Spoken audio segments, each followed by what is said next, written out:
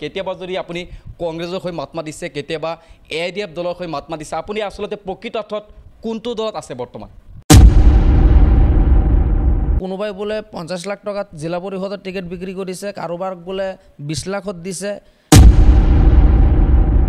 এনেকে যাই মানে বালুগাঁও বজাৰ হৈ সোমাই গৈছো তো তেতিয়া আমি বালুগাঁও বজাৰত যদি বৰষুণ হৈছে ইমান মানে পেক কংগ্ৰেছৰ মুখপাত্ৰ ৰেকিবুদ্দিন আহমেদে ডাঙৰ লেকচাৰ মাৰিছে কালি আমি দেখা পাইছো নেপালী বজাৰত তেওঁৰ ঘৰৰ সন্মুখত আজি 3 মাহ আগতে এই ৰাস্তাৰ কামটো মাইনুদ্দিন আহমেদ ডাঙৰীয়াই কৰি দিছে কংগ্ৰেছে একমাত্ৰ খালি আমি দেখা পাই আছো মাইনৰিটি অঞ্চলত ইহঁতে AIDFৰ লগত ফাইট কৰে আমাৰ AIDF দলে উন্নয়নৰ গছ লগাইছে আৰু AIDF দলে উন্নয়নৰ গছ লগোৱাৰ পৰা যে ফলো পাই আছে ৰাইজে হেতু আমি দেখা পাই আছো হয় নমস্কাৰ আপোনালোকে চাবলৈ আৰম্ভ কৰিছে টি নিউজ অসম বিভিন্ন সময়ত আমি নেতা কৰ্মীৰ ওচৰত উপস্থিত হওঁ আজি আমি সেই সূত্ৰে উপস্থিত হৈছো এগৰাকী যুৱ নেতা যিগৰাকী নেতাই সামাজিক মাধ্যমত আসলে দিনে নিখাই এক্টিভ থাকে আৰু বিভিন্ন ধৰণৰ বিতৰ্কিত মন্তব্য কৰা পৰিলক্ষিত হয় এবাৰ যদি কংগ্ৰেছৰ হৈ বিতৰ্ক কৰিছে আৰু এবাৰ AIDFৰ বিতৰ্ক কৰিছে এনেকুৱা এজন যুৱক সকলোৰে পৰিচিত সেইজন যুৱক আমাৰ সৈতে উপস্থিত আছে আৰু কি উদ্দেশ্যৰে সামাজিক মাধ্যমত এনেকুৱা ধৰণৰ মন্তব্য কৰে আৰু বৰ্তমান কাৰ পক্ষত আছে সেইজন যুৱক আমি জানিবলৈ যত্ন কৰিম প্ৰথমতে আপোনাক টি নিউজ অসমলৈ স্বাগতম জনাইছো আসসালামু আলাইকুম ধন্যবাদ আপোনাক আপুনি আজি টি নিউজ অসম আপোনাক ধন্যবাদ জনাইছো আপুনি আমাৰ ইয়াত আহাৰ কাৰণে হয় প্ৰথমতে প্ৰথম প্ৰশ্ন আপোনাক পোনপটীয়া প্ৰশ্ন আপুনি বিভিন্ন সময়ত সামাজিক মাধ্যমত বিতৰ্কিত মন্তব্য কৰি ভাল পায় কেতিয়াবা যদি আপুনি কংগ্ৰেছৰ হৈ মাত মাতিছে কেতিয়াবা AIDF দলৰ হৈ মাত মাতিছে আপুনি আসলতে প্ৰকৃত অৰ্থত কোনটো দলত আছে বৰ্তমান একচুয়ালি আজি 6 বছৰ আগতে AIDF দলৰ পৰা মোক খাৰুপিটিয়া টাউনৰ চিফ কনভেনাৰ হিচাপে মোক এপইণ্টমেণ্ট লেটাৰ দিছিলে আৰু মই AIDF দলত আগৰ পৰা মোৰ আব্বা মানে মোৰ খুৰা সবে মানে AIDF দলৰ লগত আগৰ পৰাই আছে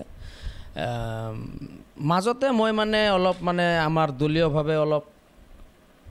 মনোমিলনি হোৱাৰ কাৰণে মই মানে জিলা পৰিষদৰ কংগ্ৰেছ ৰেকিবুদ্দিন আহমেদৰ হৈ মই 3 দিন 4 দিন প্ৰচাৰ চলাইছিল কিন্তু আল্লাহ যি কৰে ভালেই কৰে মই তেওঁৰ লগত থকা অৱস্থাত 3 4 5 দিন মান ৰাজীৱ ভৱনত মই যাবলগীয়া হ'ল ৰাজীৱ ভৱনত যোৱাৰ পিছত তাতে ধৰক আমাৰ এই শ্ৰদ্ধাৰ তেওঁ সন্মান সকলোৱে কৰে আমিও কৰোঁ ময়ো কৰোঁ ইলিয়াছ আলী ডাঙৰীয়া তেওঁ 15 বছৰ কাৰ্যকালত আছিলে কিন্তু সেই ব্যক্তিজনে যোৱা 15টা বছৰত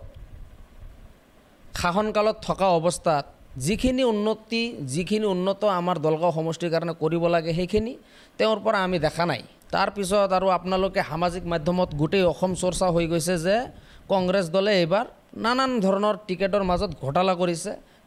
কোনোবাই বোলে 50 লাখ টকাত জিলা পৰিষদৰ টিকেট বিক্ৰী কৰিছে কাৰোবাৰ বোলে 20 লাখত দিছে আৰু কিছুমানে কংগ্ৰেছ দল ত্যাগ কৰি ৰাইজৰ দলত জয়েন কৰিছে AIDF দলত জয়েন কৰিছে তো মই এইটো ৰাতি মই এনেকুৱা মানুহ মোক ওপৰালে এনেকৈ বনাইছে মই মানে আনলিগেলটো সমালোচনা নকৰিলে মোৰ ভাল নালাগে মোৰ ঘৰত মোক বহুতে গালি পাৰে যে তই বেলেগৰ মেটাৰত নুসুমাবি নিজৰ কাম ধান্দা কৰ কিন্তু যেহেতু আমি যদি মাত নামাতো তেতিয়াহ'লে আমাৰ এৰিয়া আমাৰ অঞ্চলবোৰ ডেভেলপ কেনেকৈ হ'ব আমিতো মাত মাতিব লাগিব হা লিগেলৰ হৈ তো মই এই বস্তু যেতিয়া চালোঁ যে ইহঁতে ইমান টকাৰ বিজনেছ কৰি ইহঁতে টিকেট দি আছে আৰু সেই প্ৰতিনিধি টকা দি যেতিয়া টিকেটটো কিনি আনি তেওঁ জিকি হ'ব মানে জয়ী হ'ব তেওঁ আগতে নিজৰ মূলধনখিনিহে ওলাব 20 লাখ টকা দি টিকেট কিনি আনিছে তেওঁ 20 লাখ টকাটো আগত উঠাৰ চেষ্টা কৰিব তাৰ পিছতহে ৰাইজৰ কাম কৰিব তো মই ভাবিলোঁ তো এইটো দলত কাম নহ'ব কাৰণ এইটো নিজৰ স্বাৰ্থৰ চিন্তা আগত কৰিব তো এনেকুৱা এটা দল আমি বিচাৰিব লাগিব য'ত নেকি এইবিলাক ধনৰ কোনো লেনদেন নাই পিছত আমি AIDF দলক চালোঁ যে এইবিলাক কোনো নিউজ ওলোৱা নাই আৰু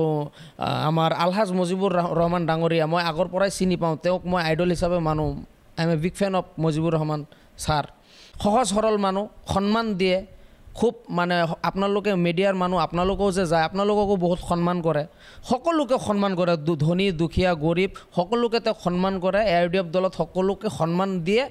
আৰু সেইকাৰণেই মই সেই দলৰ প্ৰতি আকৃষ্ট হৈ মই এগেইন ARDF দলত ঘূৰি আহিছোঁ যি বৰ্তমান পৰিস্থিতি জিলা পৰিষদৰ সদস্য দুগৰাকী বিহুদীয়া জিলা পৰিষদৰ সদস্য ইয়াতে যুদ্ধ হৈ আছে ৰেকিবুদ্দিন আহমেদ ইফালে আছে AIDFৰ মাইনুদ্দিন আহমেদ তো গতিকে আচলতে কি চাইছে ৰেকিবুদ্দিন আহমেদ কিন্তু হঠাৎ কিন্তু আচলতে পদাৰ্পণ কৰিছে ৰাজনীতিলৈ এইবাৰ যিটো হঠাৎ জিলা পৰিষদৰ প্ৰাৰ্থী হিচাপে ৰাকিবুদ্দিন আহমেদক দেখা গৈছে তো ৰাকিবুদ্দিন আহমেদৰ কেনেকুৱা ভূমিকা আপুনি দেখিছে আপোনাৰ চকুত কেনেকুৱা চাইছে এক নম্বৰ কথা হৈছে মাইনুদ্দিন আহমেদ ডাঙৰীয়াই নিজে প্ৰতিদ্বন্দ্বিতা নিজে কেণ্ডিডেট নাথাকি সাধাৰণ নমিনি হৈ যিখিনি জিলা পৰিষদৰ আণ্ডাৰত থকা জিপি গাঁও পঞ্চায়তবোৰত ৱাৰ্ডে যিমান কাম কৰিছে বহুত কাম কৰিছে আজি আমাৰ ঘৰৰ সন্মুখত আমাৰ নিমতলী মছজিদৰ কথাটোৱে ক'ম বাহিৰৰ কথাটো বাদ দিছোঁ আমাৰ এই নিমতলী মছজিদৰ আপুনি বাউণ্ডাৰী ৱালৰ পৰা বাউণ্ডাৰী কথা মাটি পেলোৱা তাৰপিছত গেট আমাৰ এই নিমতলী ঈদগাহ মাঠৰ এটা গেট তাৰপিছত সেই ৰাস্তাটো ইটা টাইলছৰ ৰাস্তা ড্ৰেইন তাৰপিছত ঈদগাহ ফিল্ড এনেকুৱা কবৰস্থান মন্দিৰ মাদ্ৰাছা বহুত কাম কৰিছে তেওঁ আমাৰ এই আপোনাৰ বালুগাঁও যাওঁতেই আমাৰ বাবু কাঠ বেপাৰী যে বুলি কয় খুৰা বুলি মাতোঁ মই তেওঁৰ ঘৰৰ সন্মুখত তিনিটা ৰাস্তাৰ কাম কৰিছে বহুত ডেভেলপমেণ্ট কৰিছে তেওঁ আমাৰ খাস কৰি বালুগাঁও বজাৰত আজি 15 বছৰ আগত চাওক আমি তেতিয়া সৰু আছিলোঁ আমি তাতে এটা নামা ফিল্ড আছিল 7 বিঘা ফিল্ড বুলি কয় তাতে ক্ৰিকেট খেলিব গৈছোঁ তেতিয়া আমি এনেকৈ যাই মানে বালুগাঁও বজাৰ হৈ সোমাই গৈছোঁতো তেতিয়া আমি বালুগাঁও বজাৰত যদি বৰষুণ হৈছে ইমান মানে পেক গেদা আছিলে বোকা আছিলে এই বোকাবোৰৰ কাৰণে তাতে যিবিলাক কৃষকে ঠেলা দি আপোনাৰ চব্জিবিলাক আনিছে কেতিয়াবা পিছলি খাই পৰি যায় হাত ভাঙি গৈছে ভৰি ভাঙি গৈছে এতিয়া আপোনালোকে যাই কেনে চাব আপোনালোকে একবাৰ ভিজিট কৰি চাব ইটা টাইলছৰ কাম কৰি দিছে ৰাস্তাত ক'তো মানে বোকা পানী চানী নুঠে মানে মাইনুদ্দিন আহমেদ ডাঙৰে বহুত কাম কৰিছে কংগ্ৰেছৰ মুখপাত্ৰ ৰেকিবুদ্দিন আহমেদে ডাঙৰ লেকচাৰ মাৰিছে কালি আমি দেখা পাইছোঁ নেপালী বজাৰত যে ARDFে কি কাম কৰিছে তেওঁৰ ঘৰৰ সন্মুখত আজি 3 মাহ আগতে এই ৰাস্তাৰ কামটো মাইনুদ্দিন আহমেদ ডাঙৰীয়াই কৰি দিছে পকা ৰাস্তাৰ কামটো তেওঁ এই কথাটো কিয় স্বীকাৰ নকৰে যে মোৰ ঘৰৰ সন্মুখৰ ৰাস্তাৰ কামটো আজি 3 মাহ আগত কৰিছে ইমান বছৰটো কৰা নাছিলে তেওঁৰ ইলিয়াছ আলী ডাঙৰীয়া 15 বছৰ শাসনকালত আছিল সেই সময়তো কৰিব পাৰিলে হয় যিহেতু তেওঁ মুখপাত্ৰ কংগ্ৰেছৰ সেই নিজৰ ৰাস্তাৰ কামটো তেওঁ কৰিব পৰা নাই কংগ্ৰেছে একমাত্ৰ খালি আমি দেখা পাই আছোঁ মাইনৰিটি অঞ্চলত ইহঁতে ARDFৰ লগত ফাইট কৰে কংগ্ৰেছৰ সাহস নাই বিজেপিৰ লগত ফাইট কৰাৰ এনেকুৱা বহুত কিছুমান অঞ্চল এৰিয়া আছে জিলা পৰিষদ বিজেপিক উপহাৰ দিয়াটো আমি দেখা পাইছোঁ কেণ্ডিডেটে দিয়া নাই কংগ্ৰেছে এতিয়া ইহঁতৰ এটাই নিৰ্বাচনী প্ৰচাৰ যে মাইনুদ্দিন আহমেদে এইটো কৰিছে মাইনুদ্দিন আহমেদে সেইটো কৰিছে মাইনুদ্দিন আহমেদে কোনো কাম কৰা নাই মাইনুদ্দিন আহমেদে চাফাৰী লৈ ফুৰে মাইনুদ্দিন আহমেদে ঘৰ বনাইছে এইবিলাক নানান ধৰণৰ সামাজিক মাধ্যমত ইহঁতে বিতৰ্কিত মন্তব্য দিয়ে মানুহৰ মাইণ্ডটো ডাইভাৰ্ট কৰিবৰ কাৰণে এতিয়া মই এটা কথা কৈছোঁ আপুনি সাংবাদিক মানুহ এতিয়া আপোনাৰ অধিকাৰ নাই নেকি ইনকাম কৰা আছে নিশ্চয় আছে আপোনাৰ এটা সপোন নাই নেকি যে আপুনি এটা ভাল এটা গাড়ী কিনিব ঘৰ এটা বনাব চবৰে আছে এতিয়া সাধাৰণ মানুহে কি চাফাৰী গাড়ী স্কৰপিঅ' গাড়ী লৈ নুফুৰে নেকি এইবিলাক ইহঁতৰ মিছা অপপ্ৰচাৰ আৰু বালুগাঁও বজাৰত যিটো দালালি আৰু যিবিলাক মানে নেতাগিৰিৰ কথা কৈছে এই ভিটি বিক্ৰী কৰা অমুক কৰা এইবিলাক কংগ্ৰেছৰ শাসনকালত আছিল কংগ্ৰেছৰ শাসনকালত এইবিলাক দালালি চলিছে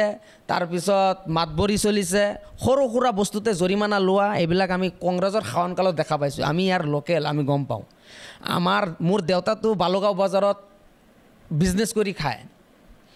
মই সপ্তাহত 3 দিন বা 4 দিন মোৰ আব্বাৰ লগত লগ কৰিব হ'লে মই বালুগাঁও বজাৰত যাব লাগে ৰাতিপুৱা 6টা বজাত আব্বা উঠি বালুগাঁও বজাৰত যায় তো মই আব্বাৰ লগত লগ কৰিবৰ কাৰণে মই তাতে যেতিয়া গৈছোঁ মই ভিৰি দেখা পাই থাকিছিলোঁ কংগ্ৰেছৰ শাসনকালত যে আব্বাক সুধিছোঁ কি হৈছে কয় নাই তাতে নাযাবা তাতে কাজিয়া লাগিছে এই কংগ্ৰেছৰ মানুহবিলাকে এই কিবা কিবি এইবিলাক সৰুৰ পৰাই আমি চাইছোঁ যে তাতে এই কংগ্ৰেছৰ শাসনকালত ইলিয়াছ আলী ডাঙৰীয়াৰ ছত্ৰছায়াত কিছুমান কংগ্ৰেছী নেতাই তাতে দালালি কৰিছে, তাতে জৰিমনা লৈছে, বিটি বিক্ৰী কৰিছে, এইবিলাক চব ইহঁতৰ টাইমত হৈছিল। আৰু যেতিয়া এই দলগাঁও সমষ্টিটো আলহাজ মুজিবুৰ ৰহমান ডাঙৰীয়াৰ দখলত আহে তেতিয়াৰ পৰা খালি বালুগাঁও বজাৰ নহয়, আমাৰ বেচিমাৰি বজাৰতো এই দালালিবোৰ বন্ধ হৈছে। এতিয়া ধৰক দালালি যেতিয়া বন্ধ হ'ব, ইহঁতৰ ব্যৱসায়ত যেতিয়া এটা বাধাৰ সন্মুখীন হ'ব, ইহঁতৰ এই মিছা অপপ্ৰচাৰবিলাক কৰাটো এটা স্বাভাৱিক কথা।